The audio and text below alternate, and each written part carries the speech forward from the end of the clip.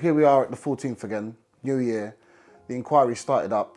The government are now taking to the stand and have been for some time. A lot of crazy, shocking stuff has come out already, and I anticipate a lot more crazy, shocking stuff is going to come out. And we need to stay engaged, stay listening, so we can continue to apply pressure to the government and also to find out what it is that they were doing in the immediate aftermath when we were searching for our families. And we've heard already that they were reaching out to independent experts trying to cover up their own tracks. And we've written a letter to RBKC about banning some of the companies like Arconic, Celotex, Kingspan, etc. From any contracts in the borough, and they've agreed to do so until the end of the public inquiry. And we're asking now for a lifetime ban, and I think that's a very, very small ask. These organisations shouldn't be getting any contracts in this country, let alone in this borough. And I think RBKC needs to do this very quickly in order to continue, or at least show that they're trying to establish some meaningful change, because at the moment it hasn't shown that. We need to keep listening to what's going on. We need to keep applying pressure on them. We need to keep staying engaged with the public inquiry, especially this part with the government, as it's been long anticipated. And there are some important government officials, civil servants, ministers, etc., that are going to be taken to the stand, and it'll be quite big. We've also learnt that the Home Secretary has appointed or given a public contract to Colin Todd. Now, we all know Colin Todd was one of the experts that went against Sir Martin Mulbick's Phase 1 recommendations when it comes to evacuating disabled people.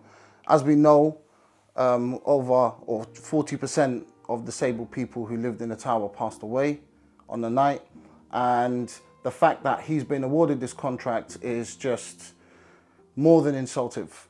And a lot of different people and groups have sort of stood up and are challenging this to the Home Secretary. In a recent article in the Disability News Service, it stated that the government have awarded to CS Todd Associates the contract to produce new fire safety guidance. The same consultant stated in 2011 that it was usually unrealistic to expect landlords to put in place arrangements for disabled people to evacuate blocks of flats in the case of emergency. They also wrote the LGA guidance, which had to be withdrawn, and the British Standard, which also had to be withdrawn. My Lords, I'm also very concerned by comments that have been sent to me by a member of the Fire Safety Forum, and apologies if those comments have been taken slightly out of context, but they do need interrogating. A member of that forum wrote, and I quote, "What fun we will have watching YouTube videos of the poor disabled people crawling on their hands and knees down smoke-filled corridors when the common parts of the fire alarm system operates to tell them to get out into the corridors because there's smoke in there. It all promotes equality, because the able-bodied people will have to go on their hands and knees too when the smoke layer gets too low, rather than staying in the safety of their flats." End quote.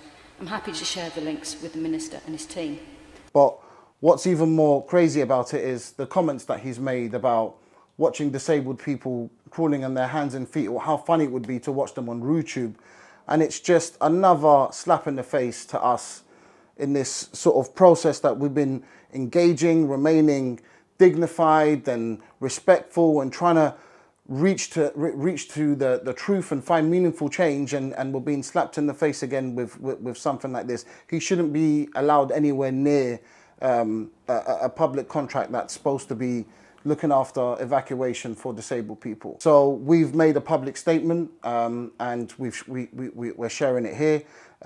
Please read it, retweet it, and let's also make sure that we can continue to apply pressure on the Home Secretary to make sure that this contract is taken away from Colin Todd. So here is Shah to talk to you a little bit more about why personal evacuation for disabled people is important. I lost my mother in that tragedy. She couldn't walk properly, and actually the very night that she was caught in the fire, she was awakened by a neighbor, and the last thing that she did, she pointed to her knee saying, "I cannot come down," telling him, I cannot come down.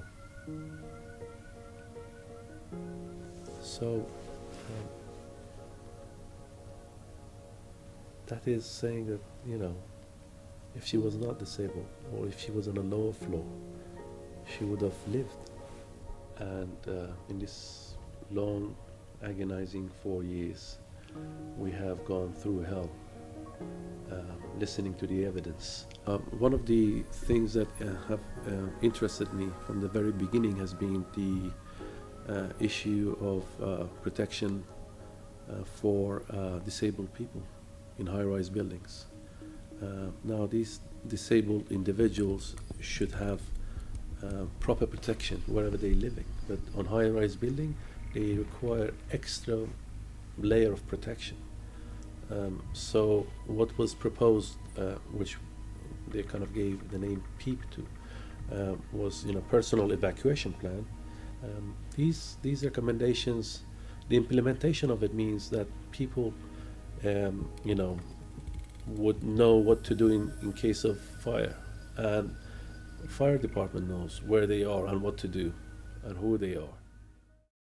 Throughout everything else that's happening, and throughout the inquiry, the investigation, and all of the craziness that comes with it, the heart of all of this and why we continue to do what we do is because of the 72 souls that we lost, our families, and we need to always remember them, and we need to always make sure that their names and their memories are never forgotten.